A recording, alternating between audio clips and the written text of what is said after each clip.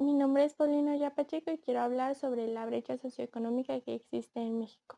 Esto básicamente es la diferencia que existe entre las personas con mayores ingresos y las personas con menores ingresos, o sea, ricos y pobres. Desgraciadamente alcanzó los niveles más altos en México desde hace 30 años. Esta brecha ha llevado a que en nuestro país más de la mitad de nuestra población haya quedado orillada y fuera del camino del progreso económico y social. La extrema pobreza le impide cubrir sus necesidades familiares más elementales. Para ellos, los servicios públicos de salud, casa y educación son inexistentes. En el otro lado de la moneda, un estudio de Miguel Ángel del Castillo Negrete, investigador del Instituto Tecnológico Autónomo de México, revela que los más acaudalados equivalen al 1% de la población y acumulan riquezas similares a las del 95% de los mexicanos.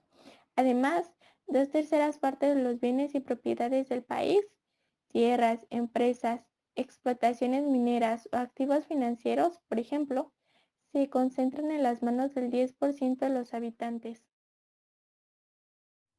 ¿A qué se debe la desigualdad económica? Existen numerosos factores que influyen en la aparición de la desigualdad económica y que suelen aparecer de forma conjunta. La primera son las dificultades para el acceso a la formación. La posibilidad de formarse y de aprender da la oportunidad a muchas personas de acceder a puestos de trabajo mejores y salarios más elevados. Por el contrario, cuando las personas no pueden acceder al conocimiento, sus oportunidades laborales se ven limitadas, lo que perpetúa la situación de pobreza. La segunda razón es la imposibilidad de acceder a los espacios de toma de decisiones. La posibilidad de que los ciudadanos participen en las instituciones que toman las decisiones que los afectan favorece a la igualdad. La tercera es la desigualdad de género. El hecho de que las mujeres en muchos países reciban un trato desigual en cuanto al acceso a la educación o al mundo laboral tiene efectos negativos sobre la sociedad. La cuarta son los conflictos. Las guerras y los contextos de violencia prolongada producen pobreza y migración de personas hacia otros lugares seguros. Muy bien, ahora que conocemos qué causa la desigualdad económica en México, es igual de indispensable que conozcamos qué puede hacer cada uno de nosotros para disminuir este problema, así como exigir a nuestros representantes públicos que elaboren políticas para que ayuden a disminuir el índice de la brecha socioeconómica en México. Estas son algunas de las políticas que se podrían implementar en nuestro país.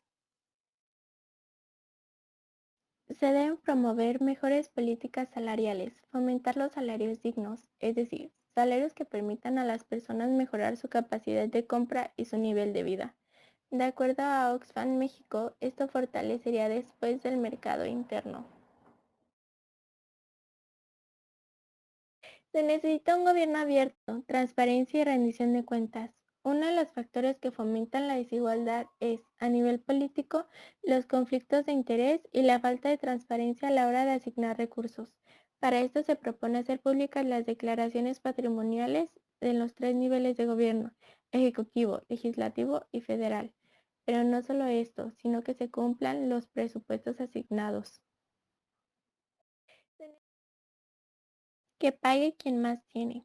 Para Oxfam, se debe tener una política fiscal más progresiva, es decir, incentivar una política que considere situaciones y necesidades, que sea justa y equitativa. No se trata de cobrar lo mismo a todos, pero tampoco de no cobrar. Es cobrar lo justo y con lo que se recaude hacer inversiones inteligentes y transparentes.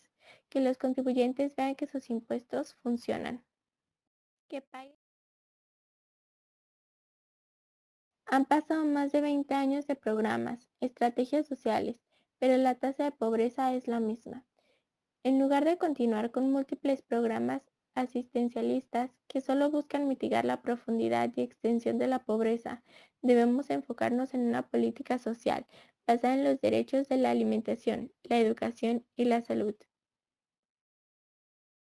Como conclusión, creo que es muy importante que cada uno de nosotros reconozca que este problema existe en México y que es uno de los problemas que requieren una atención inmediata en nuestro país, pues desemboca en otros factores como son la delincuencia, la falta de oportunidades y la inmigración. Así que creo que depende de cada uno poner nuestro granito de arena para solucionar este problema.